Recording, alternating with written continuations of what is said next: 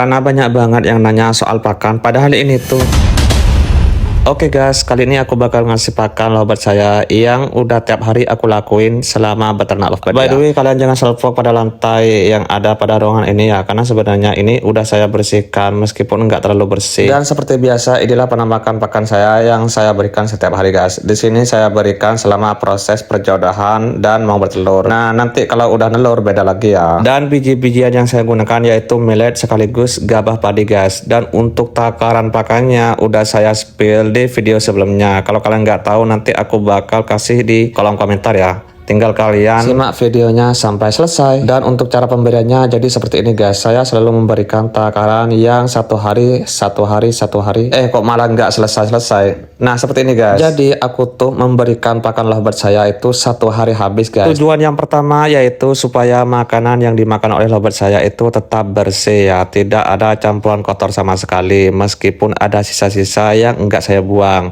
Nah tujuan yang kedua yaitu supaya lovebird saya itu enggak gampang banget menghambur-hamburkan atau membuang-buang pakan yang ada dalam wadah pakannya guys. Karena biasanya lovebird aku tuh suka buang-buang pakan gitu. Jadi biar enggak buang-buang banyak pakan ya saya akali seperti itu guys. Dan tujuan yang ketiga yaitu meskipun lovebird saya enggak ngelemak, tapi saya melatih agar lovebird saya itu tidak cepat gemuk atau tidak mudah gemuk ya, dengan cara mengatur pola pakannya. Meskipun terkadang lovebird itu enggak terpengaruh di segi pola pakannya guys, tapi terpengaruh dari segi faktor dia itu usia muda atau tua ya, terus malas geraknya. Nah di posisi malas gerak ini aku biasanya kalau lovebird itu kenyang terus, dia itu makin sulit atau makin malas banget buat gerak-gerak guys. Jadi bisa dibilang mager gitu. Apalagi yang udah pernah ada story buat lovebird yang lemak ya. Jadi kalau lovebird kalian udah pernah ngelemak, itu bisa tetap diakali guys, asal lovebirdnya itu nggak sering tidur di dalam glodok. Kalau udah tidur di dalam glodok, mending saya saranin jual saja ya, karena itu bakal 90% nggak bakal bisa produk guys. Jadi lebih baik kalian ganti dengan lovebird yang baru. Untuk yang nggak tidur di dalam glodok, kalian bisa menggunakan cara pemberian pakan yang seperti ini ya, seperti di video saya. Cukup diberikan sedikit tapi ditambah setiap hari guys. Yang penting lovebirdnya itu nggak kelaparan. Dan untuk extra fooding seperti biasa ya, saya selalu menggunakan kangkung. Jadi kangkungnya itu diberikan setiap hari guys, satu hari satu batang. Nah untuk yang indukan tentunya pastinya lebih banyak guys. Cuman caranya itu saya ngasihnya berbeda dengan yang masih belum produksi atau beranak ya. Nah untuk kalian yang pengen belajar ternak lovebird, kalian bisa ikuti akun ini. Kita belajar bareng-bareng karena di akun saya ini banyak bakal yang ngasih saran sekaligus menjawab pertanyaan kalian.